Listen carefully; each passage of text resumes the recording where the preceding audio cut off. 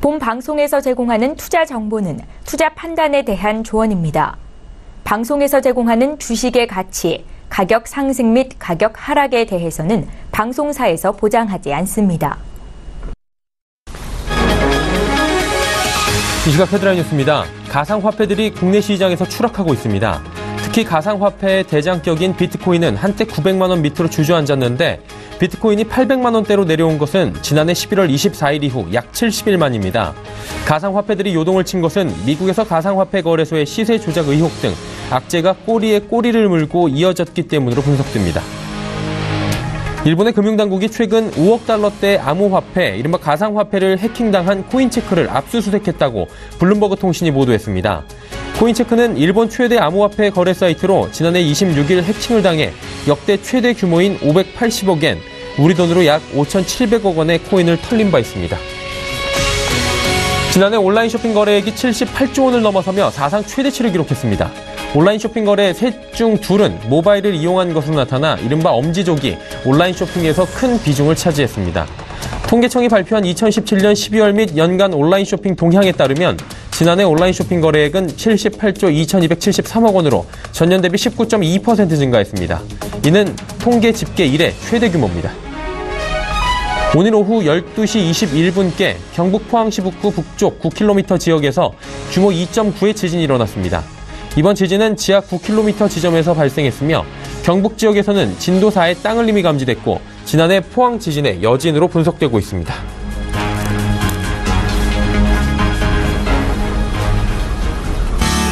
시청자 여러분 안녕하십니까. 오늘장 내일장 일부 문을 열도록 하겠습니다. 서정덕입니다. 자, 한 주를 마무리하는 금요일장인데 금요일장 분위기가 좋지 못합니다. 양시장 모두 2% 내외 지금 낙폭이 기록이 되고 있는 상황입니다. 시장 불안 요소가 커진 것으로 지금 분석이 되고 있습니다. 미국 쪽의 이야기가 좀 들려왔죠. 미국 국채금리 상승에 따른 투자 심리 지금 악영향을 미치고 있는 상황입니다. 긴축으로의 전환이 현실로 다가온 거고요. 금리 인상에 대한 강한 시그널로 해석이 되고 있고 금리가 좀 더 가파르게 상승할 수 있다라는 예측까지 나오고 있는 상황입니다. 그러다 보니 거래소 시장은 단숨에 2,520포인트대까지 지금 밀렸고요.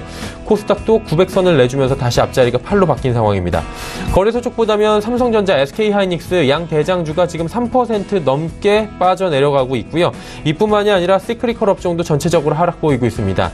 대표적인 경기 방어주인 금융, 통신 그리고 자동차 업종만이 지금 그나마 선방을 하고 있는 정도고요. 코스닥 시장은 거의 대다수의 종목들이 파란불을 보여주고 있는 상황입니다. 상승 종목 찾기가 어려울 정도로 답답한 흐름 보여주고 있는 상황인데 2월 시작한 지 이제 이틀째입니다. 1월의 증시 상황이 워낙에 좋았기 때문에 2월도 좋을 것이다 라는 장밋빛 예측들이 줄을 이었습니다. 하지만 2월 뚜껑을 열고 보니 어제 오늘 쉽지 않아 보입니다. 자, 그렇다면 이 긴축의 시대가 도래할 때 우리는 어떤 대응을 해야 할지, 국내 시장은 어떤 흐름으로 전개가 될지 하나하나 예측해 보도록 하겠습니다. 본 방송에서 제공해드리는 정보는 투자 판단에 대한 조언일 뿐입니다. 해당 주식의 가치와 또 수익률 보장해드리지 않는다는 점 참고해 주시길 바랍니다. 코스피부터 확인해 보도록 하죠. 말씀드린 대로 2,520포인트대입니다. 2,522.58포인트, 무려 45.96포인트나 빠집니다. 1.79% 빠져내려오면서 그동안 조금씩 올라오던 지수가 한 번에 모두 반납하는 모습 보여주고 있습니다. 오늘 힘 많이 빠진 모습이죠. 일중 흐름들 체크해 보도록 하겠습니다. 일중 흐름 보시다시피 2,557포인트 장 초반부터 개파락을 하기 시작해서 2,520포인트대까지 밀리기도 했습니다. 2,519.65포인트대까지 밀렸고요. 현재도 반등이 나오지 않고 있는 상황입니다. 수급 주체 보시면 외국인 기관 동반 매도합니다. 기관은 2,939억 원 매도하고 외국인은 무려 3,699억 원 매도하고 있습니다. 기관 투자자 전체적으로 다 매도하고요. 개인은 6,562억 원, 반대로 낙폭이 커지자 오히려 더 담고 있는 모습입니다. 시가총액 상위 종목들의 흐름 짚어보도록 하죠. 삼성전자, SK하이닉스 지금 3.89%, 3.36% 하락하고 있고 현대차만이 체면치레합니다. 포스코도 2.41% 빠져내려오면서 다시 38만 5천 원대까지 밀려 내려갑니다. 6위부터 10위 종목들 살펴보도록 하죠. 네이버, 삼성바이오로직스 그리고 삼성물산 1% 내외 하락이고 LG화학이 지금 40만 원이 무너질 듯한 모습입니다. 40만 500원에 거래가 됩니다. KB금융 그나마 강보합권 유지합니다. 빨간불 한 종목 보입니다. 다음 살펴보도록 하죠. 삼성생명 지금 그나마 상승하고 있는 상황 12만 9,500원대고요. 어닝쇼크 나온 뒤에 그래도 주가가 조금씩 올라오고 있네요. 신한지주는 약보합 그리고 한국전력 SK도 오히려 지금 하락 전환이 됐습니다. 현대모비스가 3%대 강세를 보여주고 있습니다. 코스닥 시장도 마찬가지로 안 좋은데요. 코스닥 시장 890포인트대 지금 턱걸이했습니다. 순식간에 17포인트가 밀려 내려오면서 1.9%나 빠지고 있습니다. 일중 흐름들 체크해 보도록 하죠. 보시다시피 910포인트부터 밀려 내려온 지수가 888포인트대까지 가파르게 밀려 내려왔습니다. 코스닥이 코스피에 비해서 지금 낙폭이 더 커져 있는 상황인데 수급 주체 보시면 역시나 코스피나 코스닥이나 기관 외국인 동반 매도 나오고 있는 건 마찬가지입니다. 코스닥에선 외국인이 지금 2,303억 원이나 팔고요. 기관은 329억 원 팝니다. 그런데 금융투자가 385억 원 파는 것과 대비되는 투신과 연기금은 170억 원, 166억 원 각각 사들이고 있습니다. 그리고 개인이 낙폭이 커지자 역시나 2,639억 원 담고 있는 상황입니다. 자, 이제 시가총액 상위 종목 볼 텐데 보시다시피 셀트리온 헬스케어 빠지고요. CJN은 어제 하루 반등이 오나 싶었더니 오늘 하루 밀립니다. 또 신라제는 약세에서 지금 강보합권 전환이 됐고요. 바이로메드 역시 약세에서 강보합권 전환이 됐습니다. 다음 살펴보도록 하죠. 전부 다 하락입니다. 특히나 티슈진의 낙폭이 5%에 가깝습니다. 자, 11위부터 15위도 살펴보도록 하죠. 포스코 캠텍, 로엔, 휴젤, 스튜디오 드래곤, 파라다이스 할 것 없이 모두 빠지고요. 특히나 로엔이 지금 최근에 급락세가 계속 나오고 있는데 10만원 초반대까지 어느새 주가가 밀려 내려온 모습입니다. 원달러 환율의 흐름 살펴보도록 하겠습니다. 원달러 환율 급등 나옵니다. 1078원 70전에 거래가 되면서 오늘 1080원까지 찍었는데요. 어느새 1060원 지지받던 원달러 환율이 1080원대 부근까지 올라오고 있는 상황입니다. 양시장 여기까지 체크해 보도록 하죠.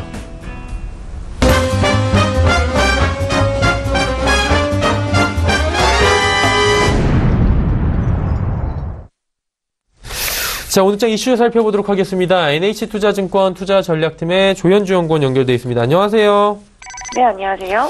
일단 양시장 모두 2%에 가까운 급락이 현재 펼쳐지고 있습니다. 투심 많이 악화돼 있는 상황인데 특히나 이슈가 있었던 삼성전자 액면 분할 이슈가 오늘은 거의 약발이 다 사라진 모습까지 보이고 있습니다. 장 급락 원인 하나하나 짚어주시겠습니까? 네, 일단 최근에 FOMC 회의 이후에 10년물 미국 국제금리가 2.7%를 좀 넘어섰습니다. 그러면서 이제 금리 상승에 따른 할인율 증가로 주식시장 같은 경우는 좀 차익 실현 매물이 출회되는 것 같고요. 특히 금리가 좀 가파르게 상승을 하게 되면은 주식시장은 이를 약세장의 요인으로 좀 해석하면서 두려움이 좀 확대되는 경우가 있는데요. 이번에는 약간 패닉셀 같은 느낌의 금리 상승에 따른 두려움이 좀 작용을 했던 것 같습니다. 특히 업종별로 좀 살펴보면 그동안 특히 상승세가 높았던 경기민감제들 중심으로 좀 하락을 많이 했고요. 또 셀트리온이라든가 아니면 제약바이오 이런 좀 그동안의 지수 상승을 견인을 했던 시가총액 상위 업종들이 좀 많이 하락을 한 것 같습니다.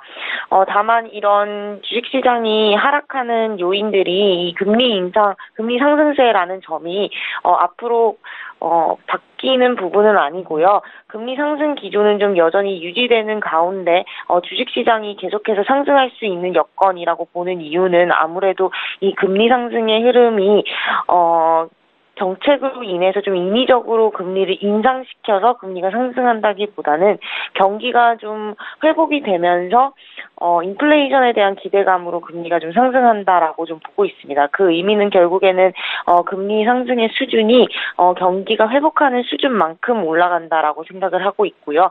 경기를 훼손하는 차원의 금리 상승 흐름은 아니다. 이렇게 좀 볼 수 있기 때문에 이런 두려움을 너무 크게 가져가지는 않아도 될 것 같고요. 두 번째로 좀 시장의 이슈로 됐던 게 아무래도 삼성전자에 대한 실적 부진 우려가 조금 더 있었던 것 같습니다.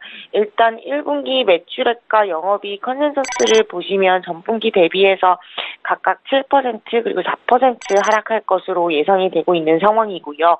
이렇게 좀 컨센서스가 좀 낮아진 이유는 아무래도 원달러 환율 영향이 좀 일시적으로 있었던 것 같고, 디램 출하량이 좀 비수기임에 따른 감소 가능성이 좀 제기가 되고 있습니다.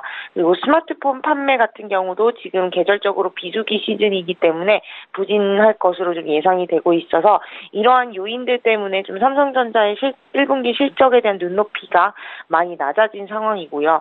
다만 이런 낮아진 눈높이는 2분기 이후부터는 좀 개선이 될 수 있다라고 저희는 보고 있고, 1분기에 애초에 좀 실적이 부진할 수 있는 이유는 오히려 계절적인 요인으로 비수기 시즌이다 보니 일어난 것들이고, 환율도 단기적인 요인으로 볼 수 있기 때문에 저희는 앞으로 삼성전자의 그런 실적 개선세는 좀 지속될 수 있다, 이렇게 좀 판단을 하고 있습니다.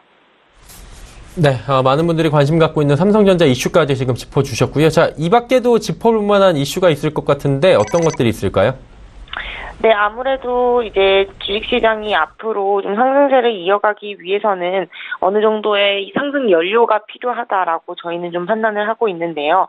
글로벌 경기가 지속적으로 회복 흐름을 보이고 있는 가운데 정책적인 측면에서 이런 상승 연료를 좀 주입하고 있다라고 저희는 보고 있습니다. 그 가운데서 좀 눈여겨봐야 되는 정책이 저희는 두 가지 정도로 좀 요약을 할 수 있을 것 같고요. 일단 첫 번째로는 중국 관련해서 중국 관계 개선 정책입니다. 지금 한중 경제장관 회의가 진행되고 있는데요. 여기서 양국 관계 개선을 위한 실질적인 교류 협력안을 관찰할 것이라고 좀 전망이 되고 있고, 일단은 이 경제장관 회의에서 뭔가 큰 변화가 있을 것 같지는 않습니다. 그래서 그런 갑작스러운 변화보다는 오히려 조금씩 두 나라의 관계가 실질적으로 좀 신뢰를 쌓아가는 흐름으로 점차적으로 나올 수 있을 거라고 보고 있고요. 일단 3월 3일이 양회이기 때문에 이 3월 3일 양회를 기점으로 좀 구체적인 정책이 나오지 않을까라는 생각을 좀 하고 있습니다. 그리고 화장품 수출 금액이 나왔는데요.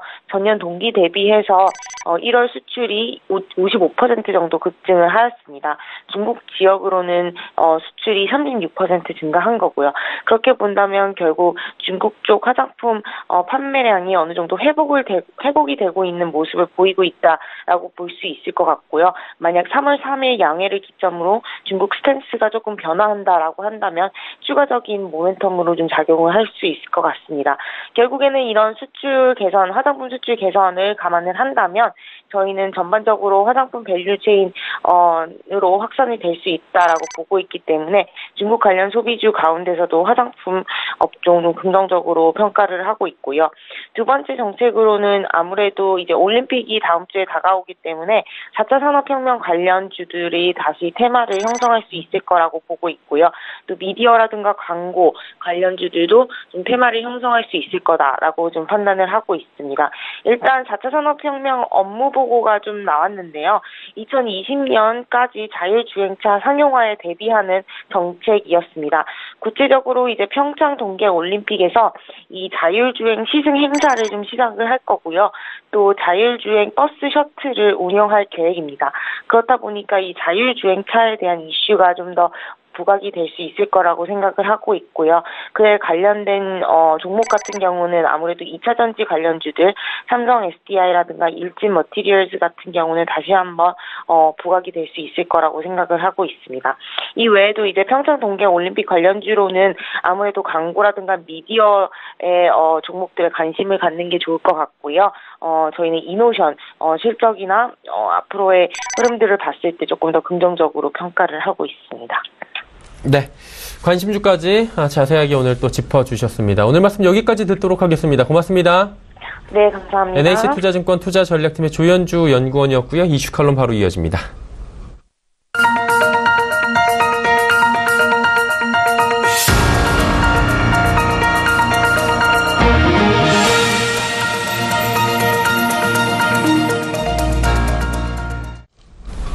이슈 칼럼 시간입니다. 미중산업경제연구소 조용찬 소장과 함께하도록 하겠습니다. 소장님 안녕하세요. 예, 안녕하십니까. 예, FTA 2차 협상부터 여쭤보도록 하겠습니다. 서울에서 지금 양일간 진행이 됐는데 사실 큰 의미 있는 합의점이 도출이 되지 않았습니다. 많은 분들이 우려했던 것 것들인 것 같은데 기싸움만 좀 팽팽했다라고 하더라고요. 구체적으로 어떤 내용이 오갔습니까, 여기서? 네, 주요 사항을 보면은 여전히 미국 같은 경우에는 그 자동차의 비관세 장벽 해소를 계속 강조를 했고요. 우리나라 같은 경우에는 투자자 국가 분쟁 해결 제도뿐만 아니라 세이프 가드와 관련해서 시정을 요구를 했는데요. 서로가 국가 이익을 놓고 한 채의 양보도 없이 팽팽한 기싸움을 벌였다는 측면에서 앞으로 3차 협상도 이렇게 원만히 해결되기가 상당히 어려울 것으로 보여지는데요. 아무래도 미국 입장에서는 이번에 나프타 6차 협상이 사실상 올해 타결이 어려워지면서 우리나라에 대해서 압박을 가하는 아주 초조함을 좀 감추지는 못했는데요. 이 때문에 한미 FTA에 대한 무리한 그 요구뿐만 아니라 한국을 겨냥한 반덤핑 관세 부과라든지 세이프 가드 적용과 같은 보호 무역주의 정책 기조가 앞으로 더 강화될 수 있다는 점에서 수출 관련주들한테는 좀 안 좋은 소식이 되지 않나 이렇게 생각이 됩니다. 일단은 여러 가지 의미 있는 합의점이 도출되지 않았기 때문에 수출주들에 대한 빨간불은 여전히 켜있다 이런 말씀이신 것 같습니다. 그런데 궁금한 거 계속적으로 질문이 나올 텐데 이 부분은 트럼프 대통령이 유독 대한민국에만 이런 엄격한 잣대를 들이대면서 FTA 부분도 그렇고 통상 현안도 그렇고 계속 건드리고 있는 부분인데 한국 대미 흑자는 지난해 20% 넘게 감소했고 중국, 일본과 비교해도 적은 수준인데 왜 이러는 걸까요? 네, 아무래도 트럼프는 2년째 보호무역주의 정책에 올인하고 있는데요. 아무래도 집권 1년차는 세제 개혁 법안이라든지 오바마 케어와 같이 의회의 그 협조가 필요했기 때문에 그런데요.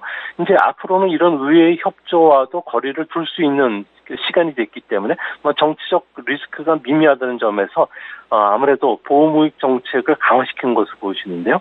그 중에서도 한국을 겨냥해서 강화시키는 것은 아무래도 미국 쪽에서는 현대화된 FTA 그 시범 모델 케이스로 한국을 만들어주고 싶다는 생각을 하고 있기 때문에 그렇습니다. 트럼프 같은 경우에는 그 상무부 장관이라든지 그 무역 대표에게 한미 FTA 협상의 최우선 사항을 전달했는데요. 2012년 FTA 발효 당시 이전으로 무역 적자를 돌려라. 그 목표를 달성해야지만 승리로 간주하겠다는 지시가 내려왔다고 합니다. 이 때문에 미국에서 100억 달러 이상 갖고 있는 그 무역 적자국 16개 중에서도 엄격한 그 통상법을 집행을 해서 무역 적자를 줄일 수 있는 나라로 한국과 멕시코를 지목한 만큼 앞으로도 한국에 대해서 희생양을 삼는 여러 가지 요구를 할 것으로 보여지는데요. 미국 측의 요구를 들어주지 않는다면은 진짜 한미 FTA 그 협상 파기는 물론이고 1980년대식 대일 관리 무역 정책으로 회귀하겠다는 게 현재 트럼프의 생각인 것으로 보여집니다. 이 정도까지 최악까지 지금 치달을 수 있다 이런 얘기인 것 같은데 이렇게까지 강경하게 나온다면 진짜로 FTA 파기되면은 경제적 피해가 어마어마할 것 같은데 구체적으로 일어나면 안 되겠지만 어느 정도의 피해가 올 수 있습니까? 네, 한국경제연구원의 자료에 따르면요, FTA가 폐기가 됐을 경우에 앞으로 5년간 우리의 대미 수출 손실액은 단순 계산으로 한 30조 원 정도 달하게 되고요. 24만 개의 일자리가 사라지게 된다고 합니다. 가장 큰 피해를 얻는 입장은 아무래도 자동차와 관련 부품 회사들이 될 것으로 보여지는데요. 대미 자동차의 관세율이 0에서 12%까지 높아지게 되면은 당장 16% 이상 자동차 수출이 감소하고요. 금액으로는 133억 달러에 달한다고 합니다.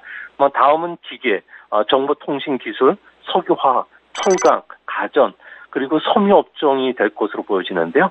대신 아무래도 파기가 된다면은 원하는 주요 통화에 대해서 절하 압력을 받게 되기 때문에 실제 그 수출 감소 피해는 생각보다는 그렇게 크지는 않을 것으로 보여집니다.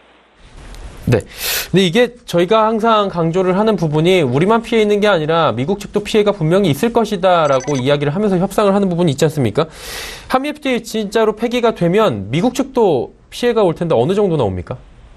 네, 미국 쪽 피해도 만만치 않은데요. 미국산 제품의 한국 수출이 어려워지게 되면은 FTA로 인해서 미국 같은 경우는 매년 60억 달러의 그 수출 증가 효과가 사라지게 됩니다. 당장 60억 달러 이상 수출하고 있는 농축산물 시장이 가장 큰 타격을 받게 되고요. 우리나라의 125억 달러를 매년 적자를 안기는 미국의 서비스 교육도 축소가 될 수밖에 없습니다. 최근 5년간을 보면은 12% 넘게 수출이 증가해온 항공기 부품뿐만 아니라 의약품 분야도 상대적인 피해가 커지게 되는데요. 이렇게 되면은 미국 입장에서 볼 때는 경제 규모가 미국 내에서 가장 큰 게 캐나다고, 캘리포니아고, 두 번째가 텍사스, 세 번째가 뉴욕시입니다. 뉴욕시, 텍사스만한 그 시장을 잃게 되는데요. 우리 같은 경우에는 농축산물이라든지 항공기 부품, 의약, 서비스 분야가 상당히 높은 수준을 개방되고 있고요. 미국인이 참여가 보장되어 있기 때문에 다른 나라에서 이런 시장을 찾기가 어렵다는 겁니다. 이 때문에 의회를 비롯해서 축산업계, 산업계가 협정 파기에 반대를 하고 있기 때문에 아마 트럼프도 시간에 몰리면 상당히 좀 곤욕스러운 판단을 해야 되지 않을까 생각이 됩니다. 네, 양국이 모두 피해를 입기 때문에 좀 원활하게 해결이 되기를 또 바라보는 수밖에 없을 것 같고요. 중국 쪽으로 시선 가보도록 하겠습니다. 오늘 베이징에서 제15차 한중 경제장관회의 열리는데 이게 1년 9개월 만에 열리는 거라고 하더라고요. 어떤 논의가 이곳에서 구체적으로 이루어지게 되죠? 아무래도 이번 회의에 참석하는 8개 부처가 우리나라에서 가장 힘 있는 부처가 됩니다. 기재부, 외교부, 산업통상부고요. 중국에서는 25개 경제부처 중에서 경제와 관련해서는 가장 그 파워가 센 데가 국가발전개혁위원회입니다. 두 부처가 만나서 이야기를 하기 때문에 아무래도 경제 현안 중에서 새만금 개발이라든지 우리나라의 그 한중 FTA 후속 협상 이 주요 의견 교환이 될 것으로 보여지고요. 우리나라의 그 신남방, 신북방 정책과 1대1로를 연계하는 문제에도 깊이 있게 논의가 된다 그럽니다. 이뿐만 아니라 제3국의 공동 진출한다든지 산업과 투자 협력 부분에서도 이야기가 되겠고요. 특히 시장에서 관심을 갖고 있는 관광이나 문화와 관련된 사드 보복 해제 요구뿐만 아니라 미세먼지 문제와 관련된 이야기도 다루게 되고요. 또 오늘 저우샤오천 인민은행 총재와의 회담에서 가상통화 문제도 이야기가 됐기 때문에 이런 문제는 한중 간에 어느 정도 서로 합의점을 잡고 전략적 협력을 좀 유지시키지 않을까 생각이 됩니다. 이번 중국과 이제 논의가 오늘부터 진행이 될 텐데 우리 측에서 좀 바라는 부분에 대한 성과를 거둬야 하는 것이 또 가장 키포인트일 것 같습니다. 어떤 성과가 좀 나오겠습니까? 아무래도 가장 주시장이 관심을 갖고 있는 것은 한류 금지령이죠. 해제 요구를 우리가 할 것으로 보여지고요. 이렇게 됐을 경우에는 지금 현재 심의가 들어가고 있는 한국 방송 프로그램의 도입 문제, 공연 문제도 어느 정도 가시적인 효과가 나타날 것으로 보여집니다.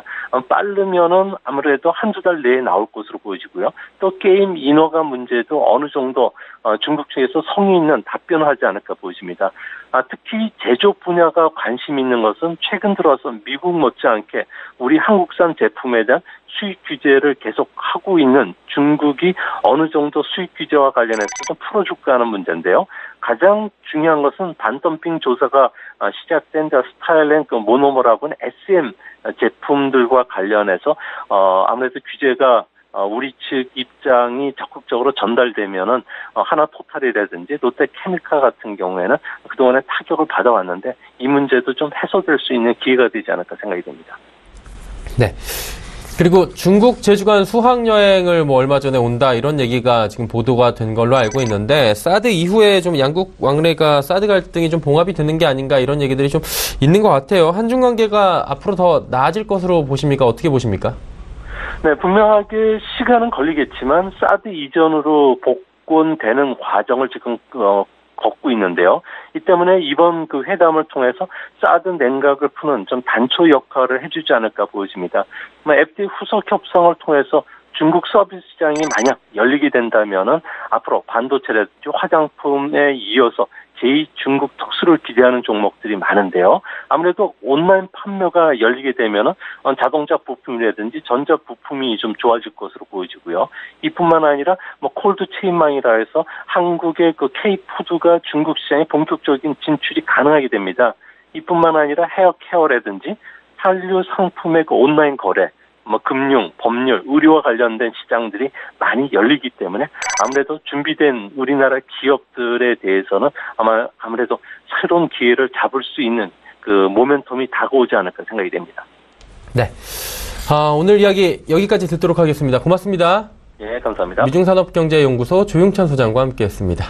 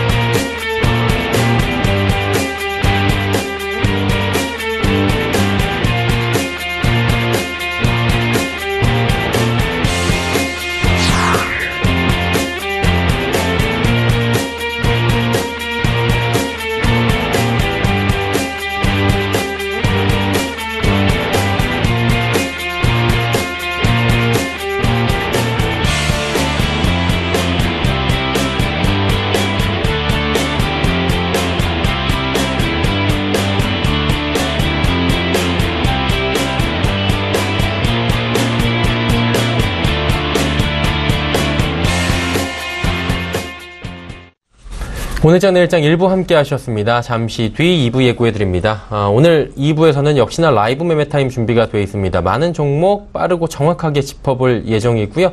여러분이 궁금하신 종목 상담까지 함께 이어가도록 하겠습니다. 하단의 번호 100원의 정보 이용료 부과되는 샵 0082번을 통해서 종목 상담 보내주시기 바랍니다. 3시 45분 증권트레이딩센터 최명성 소장, DB금융투자 버머지점의 이영환 차장과 함께 하도록 하겠습니다. 2부에서 뵙겠습니다. 고맙습니다.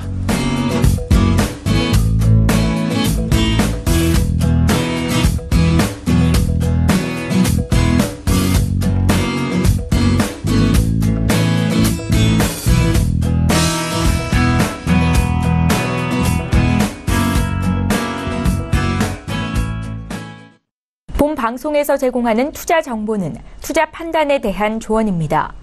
방송에서 제공하는 주식의 가치, 가격 상승 및 가격 하락에 대해서는 방송사에서 보장하지 않습니다.